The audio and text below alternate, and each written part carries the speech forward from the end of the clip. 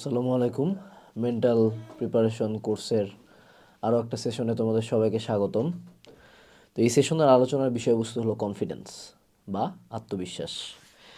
Confidence বা আত্মবিশ্বাস নিয়ে যত কথা হয় আমরা ইম্পর্টেন্স সবাই জানি, বাট বাস্তবতা হলো এইটাই যে আমাদের এই জেনারেশনটার কনফিডেন্সের অনেক সমস্যা, অর্থাৎ আমাদের কনফিডেন্স কিন্তু অনেক কম। সত্য কথা বলতে গেলে প্রিভিয়াস জেনারেশনগুলোর চেয়ে অনেক কম কনফিডেন্স। এবং এই অনেক কম কনফিডেন্সের কারণেই কিন্তু ডে বাই ডে দেখা যায় যে আমরা প্রচুর প্রবলেম ফেস করি। এবং আরও যে ইস্যুটা এখন ক্রিয়েট হয়েছে যে যখনই কারো একটু কনফিডেন্স থাকে আমরা এটা এনশিওর করি যে ওই মানুষটাকে যে কোনোভাবে নেগেটিভ কথা বলে যেমনি হোক ওকে দমায় রাখতে হবে। অর্থাৎ আমাদের কারেন্ট সোশ্যাল অবস্থায় বা কারেন্ট অনলাইনের অবস্থাতেও তুমি যদি কনফিডেন্ট হও, এইটা ওরা যেমন কয়েকজন লাইক করবে বাট মেজরিটি এটা ডিসলাইক করে। এটা মানে খুব ডিসলাইকড একটা কোয়ালিটি হয়ে গেছে। বাট আমি শুরুতেই সেশনে বলে রাখতে চাই যে কনফিডেন্সের আসলে নিডটা কোন জায়গায়, দরকারটা কেন, কেন কনফিডেন্স আমার লাগবে, হইলাম না কনফিডেন্ট। তুমি যদি নিজেকে প্রশ্ন করো তুমি আমার ভিডিও কেন দেখো বা তুমি আমার এই কোর্সে কেন ভর্তি হয়েছো, আমি তো কোনো সাইকোলজিস্ট না, কোনো সাইকিয়াট্রিস্ট না, কিছুই না, বাট আমি মেন্টাল প্রিপারেশন নিয়ে কথা বলছি কেন, কারণ তুমি আমার কথাটাতে একটা ফেথ পাইছো। কেন ফেথ পাইছো? কারণ মেজরিটি অফ দ্য টাইম আমি যখন ভিডিওর সামনে এসে কথা বলি আমি যথেষ্ট কনফিডেন্টলি কথা বলতেছি। আমি জাস্ট একটা রিয়েল লাইফ ছোট্ট উদাহরণ দিলাম। ঠিক তেমনই তুমি তোমার আশপাশে যেসব মানুষকে উপরের দিকে দেখবা, অর্থাৎ লাইফে এরা মোটামুটি টপ টিয়ারে আছে, সমাজের টিয়ার 1 টিয়ার 2, এরা কেউই ইনসিকিওর কোনো বিচ না, এরা 99% যথেষ্ট কনফিডেন্ট একটা মানুষ। তো কনফিডেন্স হলো এমন একটা জিনিস যেটা তোমার কাজকর্মকে ন্যাচারালি বেটার করে। ন্যাচারালি এটা তোমার আচার আচরণ যেমন বেটার করবে, চালচলন বেটার করবে, তোমার আশপাশের মানুষজনদের সাথে তুমি কেমন মিশতেছো সেটা বেটার করবে, তোমার আশপাশের মানুষজন ঠিক ওই অনুপাতে তুমি ভালো মানুষ অ্যাট্রাক্ট করবা। পোলামাইয়া অ্যাট্রাক্টের কথা তো বাদই দিলাম, বাট ভালো মানুষ তুমি অ্যাট্রাক্ট করবে। এবং ওভারঅল তোমার ডে টু ডে লাইফ, পড়াশোনা, business, every dealings it will be better. And বিশেষ করে কনফিডেন্সটা সবচেয়ে বেশি অ্যাট্রাকটিভ হলো অন্য মানুষের কাছে। এখন এটা একটা পারস্পরিক সাংঘর্ষিক ব্যাপার হয়ে যাচ্ছে যে আমরা বলতেছি কনফিডেন্স মানুষজনের কাছে অ্যাট্রাকটিভ, তো তারপরও মানুষজন কনফিডেন্ট মানুষকে সহ্য করতে পারতেছে না, আমাদের সমাজ এখন ছোটো করা হচ্ছে। ব্যাপারটা হলো এখানে একটা খুব সিম্পল, একটা খুব থিন লাইন আছে যে what is confidence and over কনফিডেন্সটা কি। ওভার কনফিডেন্স এটাকে আবার অনেকে ইগোও বলে। হ্যাঁ, তো ইগো একটা ডিফারেন্ট থিং। ইগো হলো কাইন্ড অফ, এটা কানেক্ট করা যায় সেলফ রেসপেক্টের সাথে। হ্যাঁ, এটা অনেকের কিছু নিজস্ব রুলস থাকে, এটার নিচে সে যায় না, এটাকে আমরা ইগো বলতে পারি। বাট ওভার কনফিডেন্স কিন্তু একটা ব্যাপার আছে। তো মানুষজন কনফিডেন্সটাকে খুব ক্যারিজম্যাটিক চোখে দেখে, কনফিডেন্সটাকে মানুষজন খুব অ্যাট্রাকটিভ হিসেবে ধরে, বাট মানুষজন কনফিডেন্স আর ওভার কনফিডেন্সের মধ্যে ডিফারেন্সিয়েট করতে পারে না। এবং দেখা যায় যে মাঝে মধ্যে যারা ইনাফ কনফিডেন্ট তাদেরই একটা দল আবার ওভার কনফিডেন্সে ভুগে।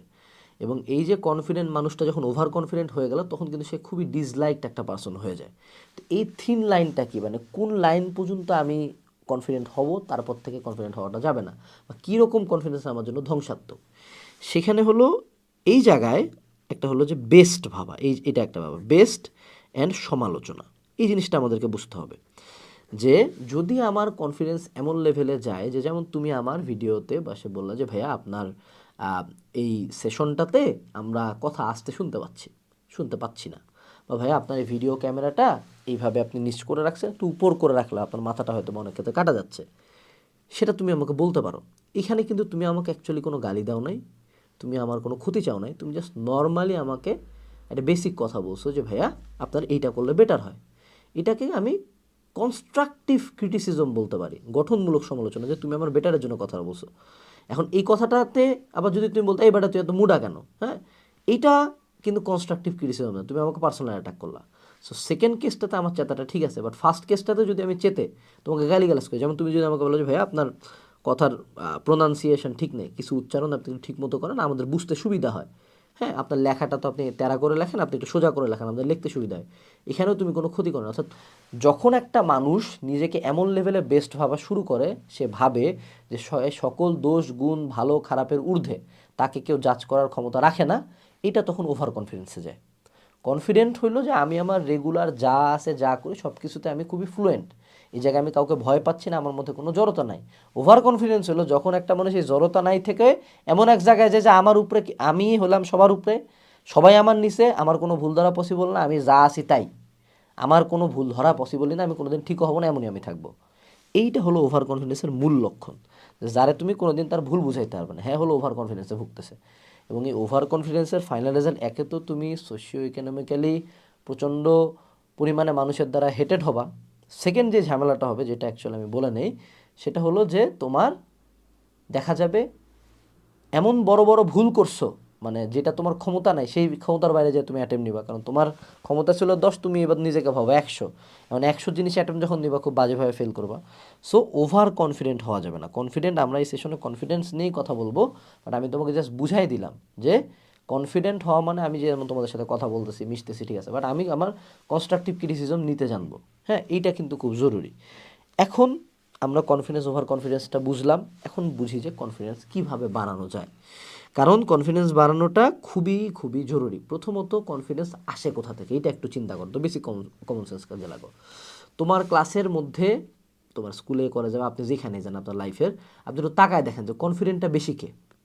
দেখবেন যে এমন কেউ ক্লাসের ফার্স্ট বয়, টপার, বা ক্লাসের ক্লাস ক্যাপ্টেন, বা ক্লাসের স্কাউটের ক্যাপ্টেন, বা ক্লাসের যে খুব প্রচুর এক্সট্রা কারিকুলার করে সে, অথবা একটা স্কুলের মধ্যে সবচেয়ে কনফিডেন্টকে, মেয়েদের স্কুলের মধ্যে মেয়েদের মধ্যে সবচেয়ে কনফিডেন্ট যে বেশি সুন্দর দেখতে, যে হয়তো বা ফিগার একটু ভালো, যে হয়তো বা অনলাইনে একটু ফেমাস, যে হয়তো একটু ভালো ফ্যামিলি থেকে বিলং করতেছে, আবার জব সেগমেন্টে যার টাকা বেশি, যার বিজনেস বড়, যে মোটামুটি পলিটিক্যালি একটু অ্যাক্টিভ। অর্থাৎ প্রতি ক্ষেত্রে কনফিডেন্সটা কানেক্টেড হয় অ্যাচিভমেন্টের সাথে। আমি সিম্পলি যদি বুঝাই, আমি কনফিডেন্সকে একটা সিঁড়ি হিসাবে দেখি, এবং এই প্রত্যেকটা সিঁড়ির প্রত্যেকটা ধাপ, এই সিঁড়ির প্রত্যেকটা ধাপ তৈরি হয় একটা করে অ্যাচিভমেন্ট দিয়ে। যত অ্যাচিভমেন্ট আমার একটা একটা করে বাড়বে, আমার জাস্ট কনফিডেন্স বাড়বে। এবং এটা একটা অ্যাট সাম পয়েন্ট একটা সাইকেলে ঢুকে যায়। যেমন বলা হয় যে টেস্টোস্টেরন কীভাবে বাড়ে, যদি আমি হার্ড অ্যাক্টিভিটি করি, আমার ডায়েট ঠিক থাকে, স্লিপ ঠিক থাকে, আমার টেস্টোস্টেরন বাড়বে। আমার টেস্টোস্টেরন বাড়লে কী হবে, আমি মানুষজনের সাথে ভালো মিশতে পারবো, আমি আরও বেশি এক্সারসাইজ করতে পারবো, আমি আরও মেয়েদের সাথে ইন্টারাক্ট করতে পারবো, এবং এই যে আরও বেশি এক্সারসাইজ করলে, মেয়েদের সাথে ইন্টারাক্ট করলে, সব ভালো ঘুমাইলে, ভালো খাইলে, আমার আবার টেস্টোস্টেরন বাড়বে। অর্থাৎ একটা সাইকেলে পড়ে গেছে। ঠিক তেমনই আমি যখন অ্যাচিভমেন্ট করবো, অ্যাচিভমেন্ট থেকে আমার কনফিডেন্স বাড়বে, কনফিডেন্স বাড়ার কারণে আমার পারফরমেন্স বাড়বে, পারফরমেন্স বাড়ার কারণে আমি আরও অ্যাচিভমেন্ট করবো, আরও অ্যাচিভমেন্ট করার কারণে আমি আবার আমার কনফিডেন্স বাড়বে। সো এইটা একটা কিন্তু সাইকেল, একবার এই সাইকেলটাতে ঢুকে গেলে নামা যায় না। এই জন্য দেখা যায় যে কিছু স্টুডেন্ট সব ভর্তি পরীক্ষায় চান্স পায় বসে আছে, কিছু স্টুডেন্ট কোথাও চান্স পায় নাই, কিছু স্টুডেন্ট দেখা যায় যে মানে একের পর এক ট্রাই করেই যাচ্ছে, কোথাও পারতেছে না, লাইফে কোনো জায়গায় কোনো সাকসেসফুল না। আরেক চ্যাংরা জেনে হাত দেয় অনেই পায়, জেনে যাই করে তাই সফল। কিছু বিজনেস একের পর এক পাস করতেই আছে, কিছু বিজনেস ফল্টের পর ফল্ট হয়েই যাচ্ছে। This is just connected with the confidence cycle. তো এই কনফিডেন্স সাইকেলে প্রথমে তাহলে আমাদেরকে ঢুকতে হবে। আমি সিম্পল যেটা ওয়ে বের করি ছিল স্মল সাকসেস। স্মল সাকসেস অর্থাৎ আমি সে আমার ভর্তি পরীক্ষার কনফিডেন্স বাড়াতে যাচ্ছি, মেডিকেলে চান্স পাইতে চাই আমি। এই জায়গার কনফিডেন্স বাড়ানোর আমার একমাত্র মুদ্রা উপায় হওয়া উচিত একটাই, সেটা হলো যে আমার মেডিকেলের আগে এমন কিছু এক্সাম দেওয়া, এমন কোনো কোচিংয়ে যেখানে আমি এক্সাম দিলে যথেষ্ট ভালো নাম্বার পাবো, প্রিপারেশন নিয়ে যাবো এবং কোশ্চেনটাও ইজি হবে, এবং ওখানে স্টুডেন্ট কম। তাইলে কি হবে, আমি যখন 20টা স্টুডেন্টের মধ্যে ফার্স্ট হলাম, এটা কিন্তু যদিও অত বড় ফার্স্ট না, বাট তারপর একটা অ্যাচিভমেন্ট, আমার ব্রেন এটাকে অ্যাচিভমেন্ট হিসাবেই ধরবে, একটা ডোপামিন হিসাবে নেবে। এই যে বড় বড় বিজনেসম্যানরা টাকাটাকে একটা অ্যাচিভমেন্ট নেয়, বা কোনো একটা অ্যাসেটকে একটা অ্যাচিভমেন্ট নেয়, এই জন্য ওর ব্রেন চায় আরেকটা অ্যাচিভ করে, আরেকটা অ্যাচিভ করে, আরেকটা অ্যাচিভ করে। তোমার ব্রেন তখন অটো ওয়ার্ড হবে, ও নেক্সট হিটটা চায়। কারণ আমরা তো অ্যাডিকশনে পড়ি কীভাবে, সিগারেট কী দেয়, জাস্ট একটা ডোপামিন নিঃসরণ দেয়। তো ঠিক তেমনই তুমি লাইফে এরকম স্মল স্মল সাকসেস রাখবা। আমি আমার অ্যাডমিশন টাইমে বিভিন্ন ছোটোখাটো অজপাড়াগার কোচিংয়ে এক্সাম দিতাম, পরীক্ষা দিয়ে ফার্স্ট। তুমি যখন ইউসিসির একটা পরীক্ষা গোটা বাংলাদেশে সেকেন্ড হয়েছো, তখন অবভিয়াসলি তুমি ভার্সিটির প্রিপারেশন যত খারাপই নাও না কেন, তোমার মনে একটা বিশ্বাস থাকবে যে না, এখানের থেকে তো অ্যাটলিস্ট চান্স তো পাবে, 200 পোলাপান পাইলে আমি সেকেন্ড হয়েছি, আমি পাবো না। এই জন্য আমি ছোটো ছোটো সাকসেস ফোকাস করি, যে একটা অলিম্পিয়াডে চ্যাম্পিয়ন হওয়া, একটা কম্পিটিশন দেওয়া পাওয়ার লিফটিং, বা একটা বিজনেস কেস কম্পিটিশনে যাওয়া, একটা বিজনেস করা, কিছু টাকা ইনকাম করা, বিজনেসের একটা গোল রাখা, যে আমরা এত হাজার টাকা রেভিনিউ সেল করবো, এত হাজার টাকা সেল করবো, ঠিক আছে। এরকম ছোট ছোট গোলই কিন্তু আমার আলটিমেটলি একটা পর্যায়ে একসাথে হয়ে আমার কনফিডেন্স সাইকেলটা স্টার্ট করবে। সো তুমি যদি হীনমন্যতায় ভুগো, ট্রাই করো বড় সাগরের মাছের সাথে কম্পিট করা না করে আগে কুয়ায় আসো, কুয়ায় আসে ওই ট্যাংরা পোনার সাথে আগে কম্পিট করো। এখান থেকে কনফিডেন্স যখন মোটামুটি গ্রো হয়েছে তখন তুমি সাগরের মাছের কাছাকাছি সাইজে গেছো, এইবার যে সাগরের মাছের সাথে খেলো। এইটা আমার policy. Not always like that যে তুমি তোমার চেয়ে লোয়ার ক্যালিবার মানুষজনের সাথে খেলবা, বাট ইনিশিয়াল কনফিডেন্স বুস্টের জন্য এই ছোটো ছোটো অ্যাচিভমেন্টগুলাই কাজে লাগে। মানে এটা জাস্ট নট লাইক দ্যাট খেলা, তোমার লাইফে এরকম কিছু ছোটোখাটো অ্যাচিভমেন্ট রাখবা যে আমি অনেক কষ্ট করে জমা একটা ফোন কিনলাম, এই ফোনটা কিনে কিন্তু একটা কনফিডেন্স বুস্ট আপ দিবে। আইফোন কিনছি, তারপর একটা বাইক কিনছে, তারপর একটা গাড়ি কিনছে, তারপর দুটো ফ্ল্যাট কিনছে, এরকম করে তারপর একটা বিল্ডিং বানাচ্ছে, এরকম প্রতিবার একটা একটা করে যখন কনফিডেন্স মানে ছোটো ছোটো অ্যাচিভমেন্ট ফিল আপ হবে, তোমার কনফিডেন্স কনস্ট্যান্টলি বাড়বে।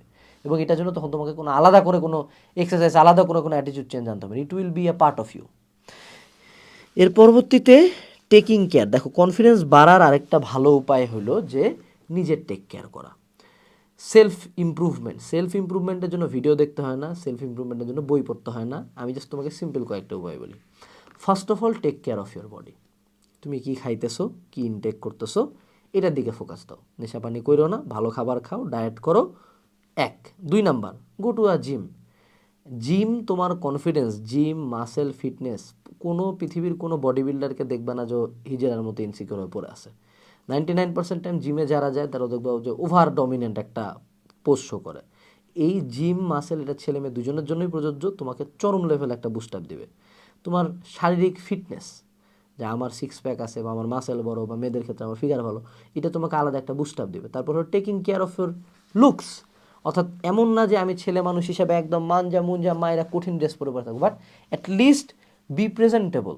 তুমি প্রেজেন্টেবল হয়, এটা এমন না যে সবার জন্য প্রযোজ্য, মানে আমার এটা নিয়ে এখন ডোন্ট কেয়ার হয়ে গেছে, একটা এজে হইতো না। এই যে টেক কেয়ার, তুমি ভালো কাপড় চোপড় পরতেছো, তুমি ক্লিন থাকতেছো, তুমি নখ টক কাটতেছো, তুমি চুল কাটতেছো, এগুলো অ্যাকচুয়ালি তুমি কাউকে পটানোর জন্য করতেছো না, ছেলের জন্য, both for female and male. তুমি এটা করতেছো নিজের জন্য, যাতে তুমি যদি ওয়েল গ্রুম থাকো, সুন্দর থাকো, তাহলে কিন্তু অবভিয়াসলি তুমি আরও কনফিডেন্ট ফিল করবা। তুমি নিজে একটা এক্সপেরিমেন্ট করবা যে একদিন একটা সিরা গেঞ্জি পরে কলেজ যাবা বা কোচিং যাবা, আরেকদিন হলো ভালো নতুন একদম কাপড় পরে যাবা। নতুন কাপড়ের দিন তুমি দেখবে অটোমেটিক্যালি তোমার বিহেভিয়ার অনেক ভালো হয়ে গেছে। তো তুমি নিজের টেক কেয়ার করো, সামথিং দ্যাট ইমপ্রুভস ইউ। নতুন একটা স্কিল শিখতে পারো, নতুন একটা কাজ শিখলা, এক্সারসাইজ করলা, ডায়েট ঠিক করলা, একটু ফেসিয়াল নিলা, একটা নতুন কিছু ড্রেস কিনলা, চুলটার কাটটা ঠিক করলা, তুমি একটা পারফিউম ইউজ করলা নতুন, anything goes, anything that improves you as a person. এই নিজের পিছনে ইনভেস্টমেন্টটা গেলে দেখবো অটো তোমার কনফিডেন্স বাড়ছে। ঠিক আছে? তো স্মল স্টেপস অফ সাকসেস, দেন নিজের টেক কেয়ার করা। এরপরে হলো হ্যাভিং সামথিং গোয়িং মানে কি? দেখো আমরা কয়েকটা কনফিডেন্স কেস স্টাডি করি। প্রথমে হলো একটা মেয়ে কখন কনফিডেন্ট হয়? যখন তার চেহারা ফিগার ভালো, এটা একটা কেস। 2 নাম্বার একটা ছেলে যার অনেক টাকা আছে। 3 নাম্বার যে একটা ছেলে উচ্চশিক্ষিত ভালো একটা চাকরি করে। দ্বিতীয় ছেলেটা হলো বিজনেসম্যান। এই 3 জনের মধ্যে একটা জিনিস কমন, তারা হলো অনেক কনফিডেন্ট। এখন চতুর্থ একটা ছেলে যে প্রচুর জিম করে, সে এরকম ফিগার ফিটনেস পুরো 6 প্যাক আছে। চতুর্থ ছেলেটা কিন্তু সিভিয়ার লেভেলে কনফিডেন্ট। এই প্রত্যেকের মধ্যে আবার আরও একটা ছেলে আমি ইনক্লুড করলাম যে ক্লাসের ফার্স্ট বয়। তো আমাদের ক্লাসের ফার্স্ট বয় আছে, একটা সুন্দর মেয়ে আছে, একটা বিজনেসম্যান আছে, এবং একটা চাকরিজীবী ছেলে আছে, এবং লাস্টে কে আছে তাই তো ভুলে গেলাম, এই ছেলেটা 6 প্যাক আছে। তো এই প্রত্যেকটা মানুষের মধ্যে দেখো, আমি যখন এদের পরিচয় দিচ্ছি আমি এদের একটা করে অ্যাট্রিবিউট বলতেছি, যেটা বাকি 10 জনের চেয়ে তাকে ডিফারেন্ট করে। প্রত্যেকের অ্যাট্রিবিউট ডিফারেন্ট হলো এই প্রত্যেকটা মানুষ নিঃসন্দেহে কনফিডেন্ট এবং সমাজের চোখে তারা চার্মিং। কেন? কারণ তাদের মধ্যে বাকি 10 জনের চেয়ে একটা ডিফারেন্ট জিনিস আছে। এবং সবচেয়ে মজার কথা হলো, তোমাকে এই 10 জনের একজনও হইতে হবে না, তোমার মধ্যে একটা ডিফারেন্ট কেস আছে। যেমন আমার মধ্যে ডিফারেন্ট কি, আমি কথা বলতে পারি ভালো, আমি গুড সেলসম্যান, আমি গুড টকার, আমি গুড স্পিকার, আমি তোমাকে মোটিভেট করতে পারি, তোমার মাথার মধ্যে ঢুকতে পারি, এইটাই আমাকে স্পেশাল করতেছে।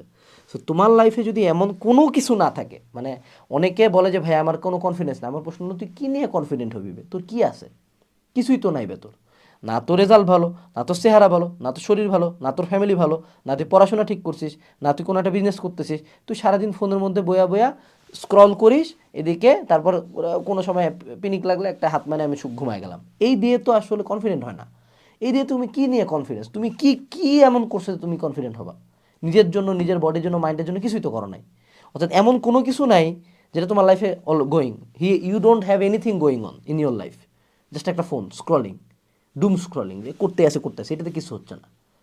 তোমার লাইফে কিছু একটা গোয়িং থাকতে হবে। Either go to the gym, either be a debating club member, either become a squad, এই যে কি বলে, আরে ক্যাপ্টেন ট্যাপ্টেন যে হয়, ওরকম কিছু একটা হও, ওই যে স্কাউটের মেম্বার হও, either be a writer, either be a businessman, either go to the gym, either একটা ভালো সুন্দরী গার্লফ্রেন্ড থাকুক, ওটা দেখবে তোমার কনফিডেন্স বাড়াচ্ছে, আরও একটা ভালো ধনী বয়ফ্রেন্ড থাকুক, ওটাও তোমার কনফিডেন্স বাড়াচ্ছে, একটা ভালো ফ্যামিলি বানাও, সেটাও তোমার কনফিডেন্স বাড়াবে।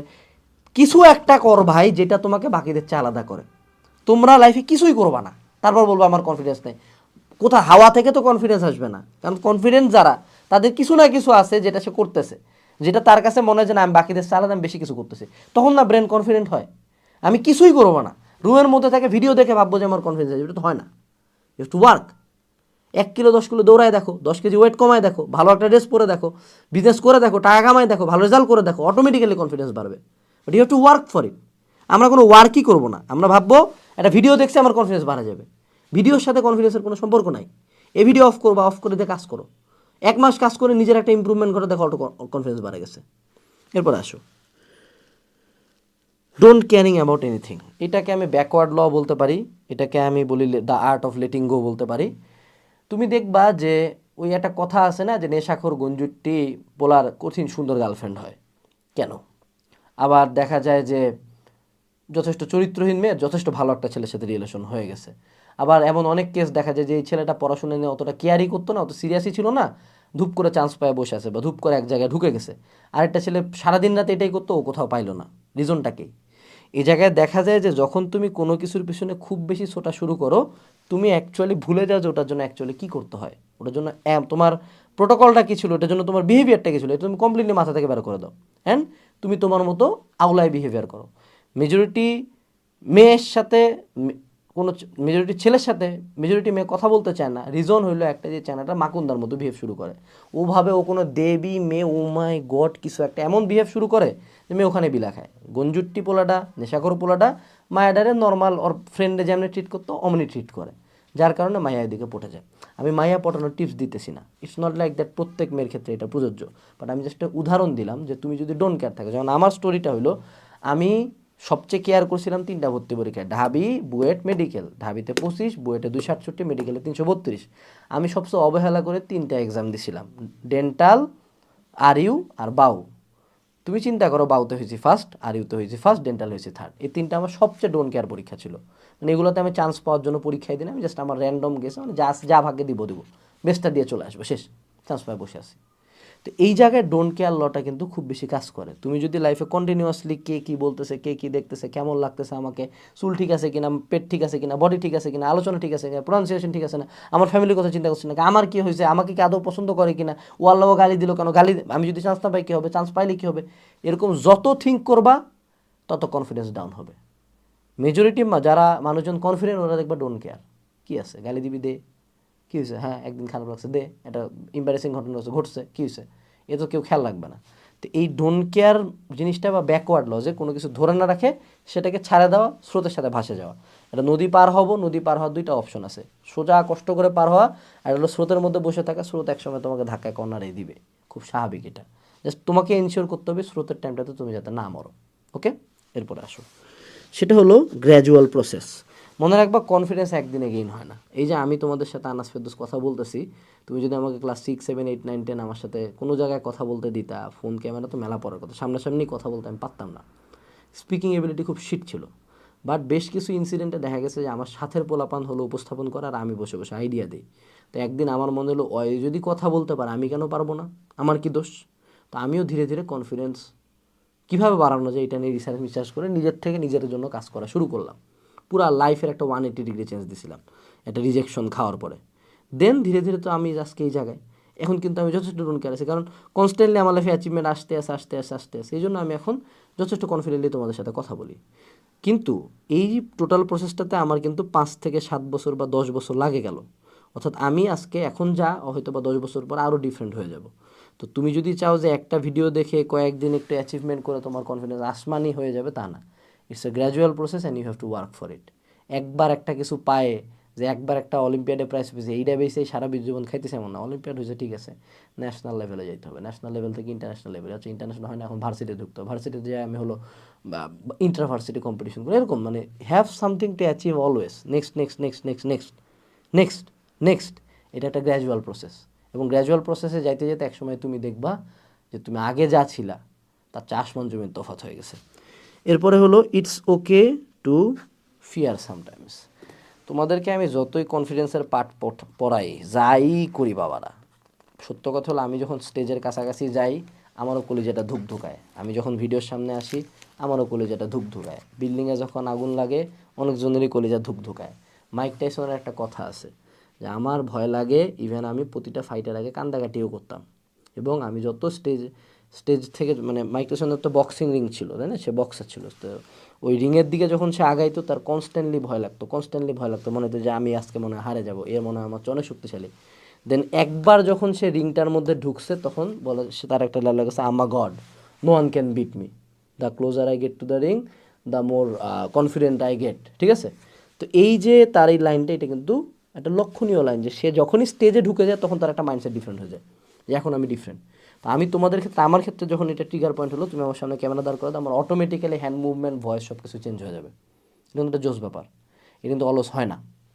তো এই জিনিসটা তোমার লাইফেও রাখতে হবে যে দেখো, যারা কনফিডেন্স দেখাচ্ছে, যারা যে কোনো সিচুয়েশনে মেয়ের সামনে বা মানুষের সাথে, মিশের সাথে, বা এক্সাম হলে বা যে কোনো জায়গায়, এমন অনেক মানুষ দেখবে যারা তোমার চেয়ে অনেক লো অবস্থায় আছে বাট খুব কনফিডেন্ট। কিন্তু ব্যাপারটা হলো ও জানে যে আমার ফাটতেছে এবং সবারই ফাটতেছে, বাট ও এনশিওর করতেছে যে আমার যে ফাটতেছে এটা আমি দেখাবো না। আর বাকিদের ডিফারেন্সটা হলো যে ওদের সবারই ফাটতেছে, ওরা দেখাইতেছে। সো জাস্ট বিকজ না দেখানোর কারণে কিন্তু ওকে আমি কনফিডেন্স ধরতেছি এবং ও লাইফে এক্সট্রা একটা প্রায়োরিটি পাবে। So it's okay to have some fear. তুমি অ্যাজ এ হিউম্যান বিং তোমার ফিয়ার লাগবে, সোশ্যাল অ্যাংজাইটি লাগতেই পারে, বাট এটা যদি তুমি শো করে নিজের উপর হাবি হইতে দাও তাহলে কিন্তু মারা। তো overall this is a story of self confidence. মনে রাখবে, এটা একদিনে অ্যাচিভ হবে না এবং উইদাউট অ্যাচিভমেন্টে এটা অ্যাচিভ হবে না, উইদাউট হার্ডওয়ার্কে এটা অ্যাচিভ হবে না। যতই টেকনিক করো, যতই যা করো, ওয়ার্ক হার্ড। এটুকু ছিল আজকের সেশনে। দেখা হচ্ছে পরবর্তী সেশনে। আসসালামু আলাইকুম, টাটা।